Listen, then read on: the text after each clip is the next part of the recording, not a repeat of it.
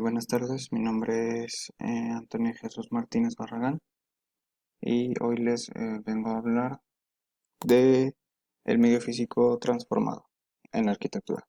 Bueno, primero que nada mencionar que el medio físico transformado y el medio físico natural o sea, todo lo que sucede con eso son externos al predio, por ende te pueden influir y condicionar bastante en tu proyecto, pero pues son cosas que no están en tus manos.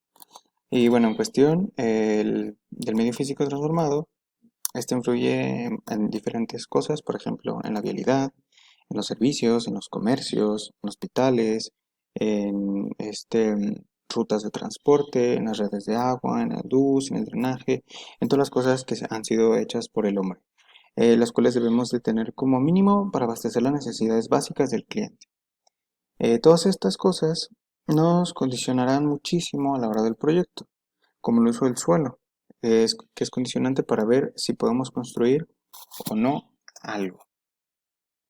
Y bueno, pues prácticamente es eso, o sea, son condicionantes que se escapan de nuestras manos, que nosotros no podemos manejar qué sucede con ellas, que es prácticamente algo que está ahí, que debemos trabajar con ello y que no lo podemos modificar. Bueno, vamos a avanzar al uso del suelo.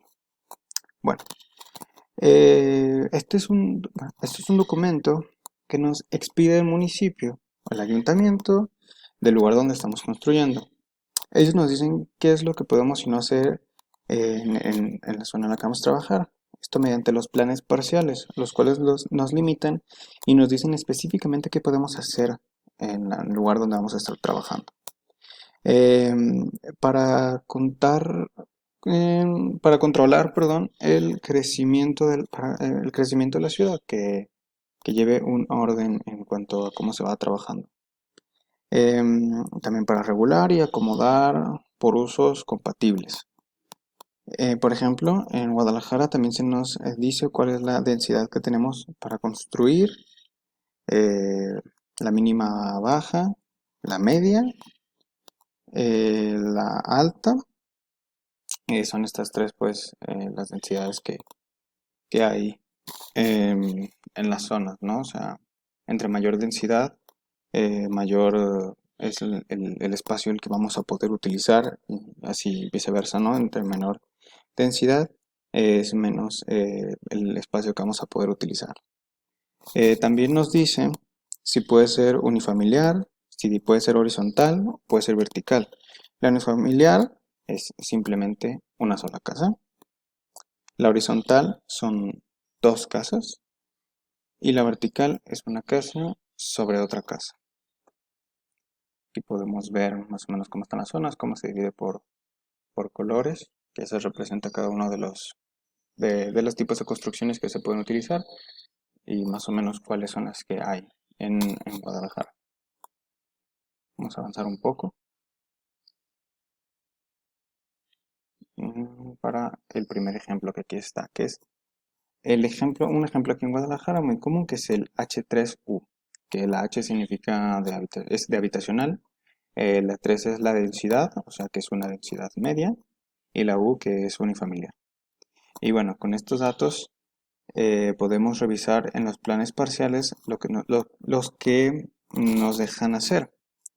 En este caso, nos dirán que el lote tiene una superficie mínima de 140 metros cuadrados, que debemos tener un frente mínimo de 8 metros, un índice de edificación de 140 metros cuadrados, un coeficiente de ocupación de suelos, que es el porcentaje del terreno que podemos desplantar de una construcción, más conocido como el COS, y también nos dicen el coeficiente de utilización del suelo, que es con respecto a la superficie total del predio, en cuanto de cuántos metros cuadrados podemos construir, que es el CUS.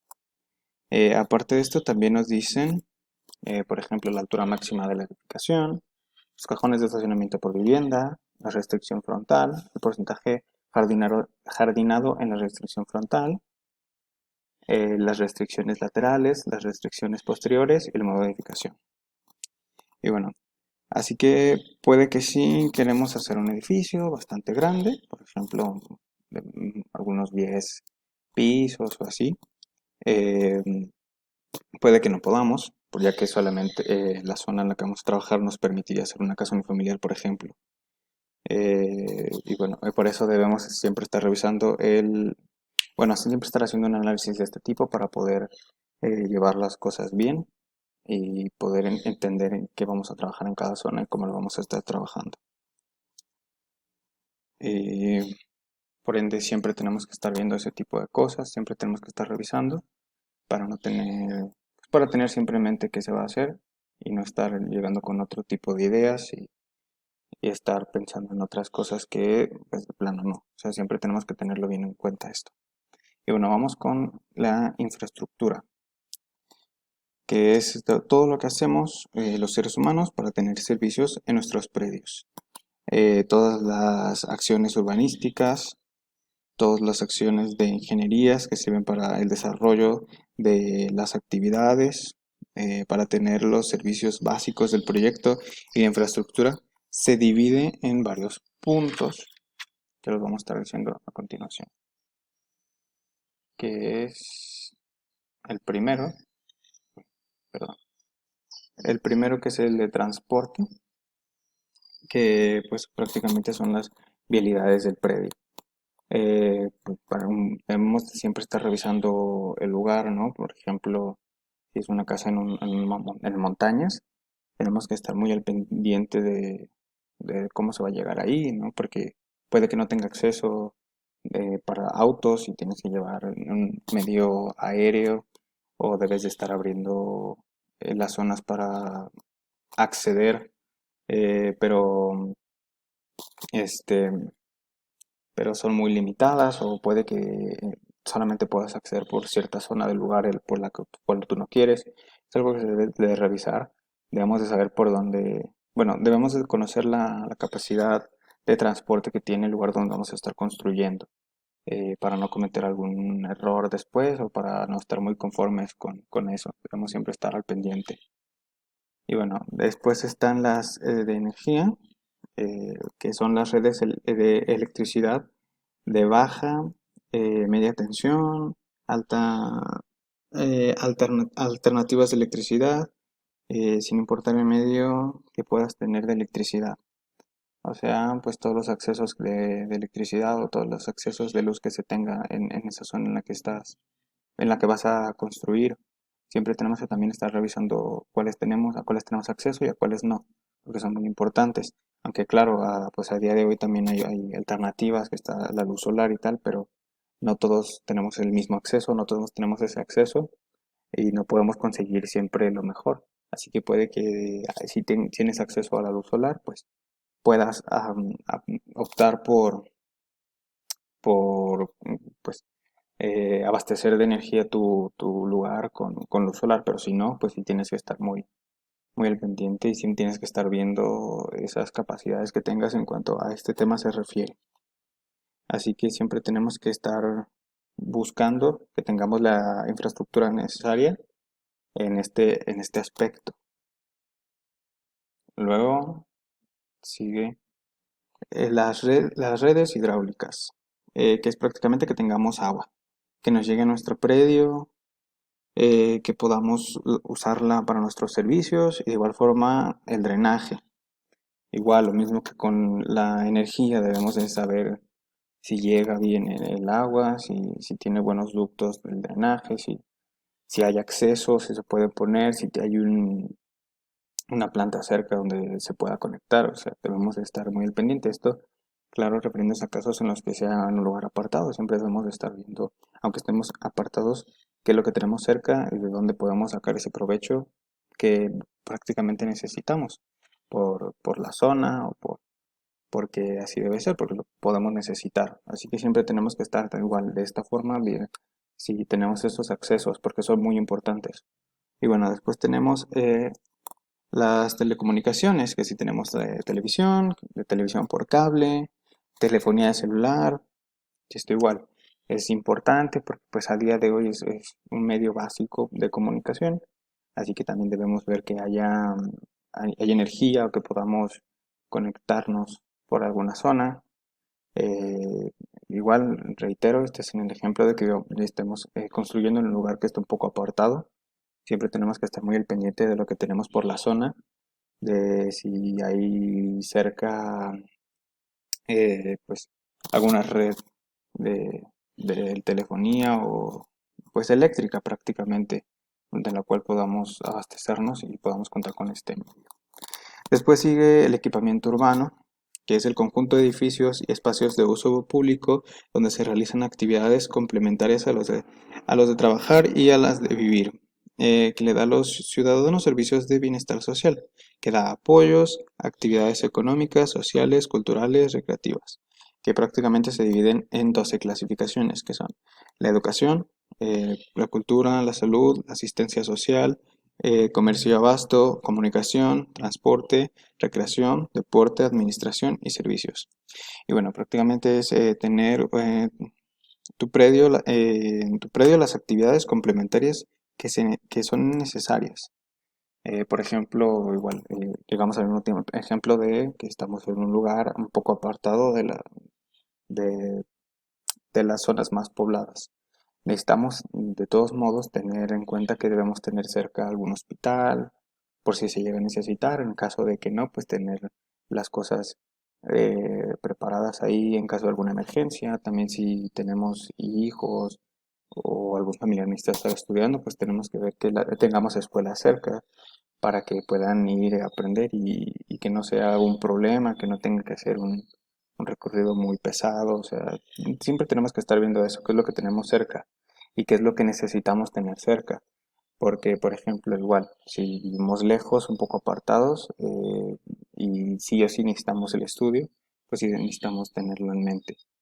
Sí necesitamos estar muy al pendiente de qué es lo que hay, qué es lo que no hay, porque pues al final del día uno nunca sabe cuándo lo va a necesitar, así que siempre debemos estar viendo, es primordial, o sea, ver en qué zona se va a construir, ver qué tenemos, qué es lo que necesitamos, qué es lo que no necesitamos, qué es lo que hay cerca, qué es lo que no, o sea, eso debe ser así, siempre tenemos que estar revisando esas cosas, es muy básico, por eso es muy importante hacer este análisis para poder entender cuáles son esas zonas que, que hay, que se necesitan, que son primordiales, que no tenemos cerca y tal, dependiendo de dónde se va a construir.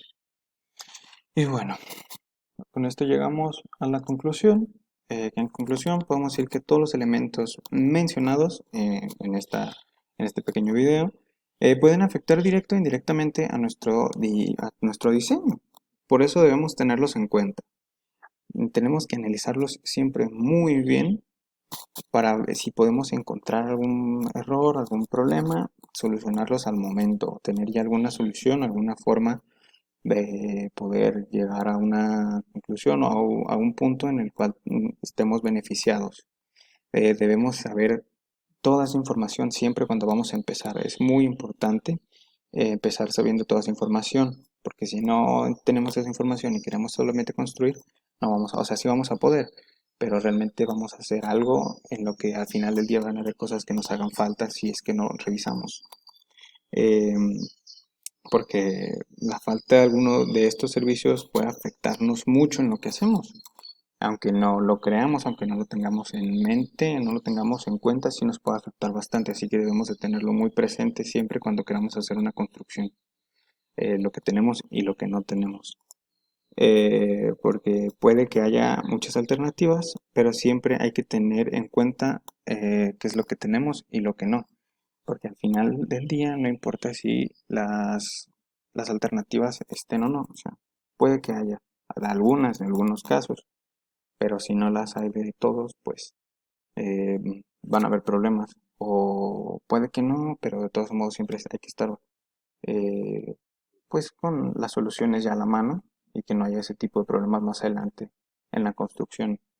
Así que siempre debemos de estar muy al pendiente con este tipo de información, bueno, en específico con esta información. Siempre tenemos que hacerlo desde el principio y siempre tenemos que ver bien qué es lo que hacemos y lo que no. Bueno, pues eso fue todo de mi parte. Espero que os haya gustado mi pequeña presentación Eso fue todo y nos vemos en la próxima. Gracias.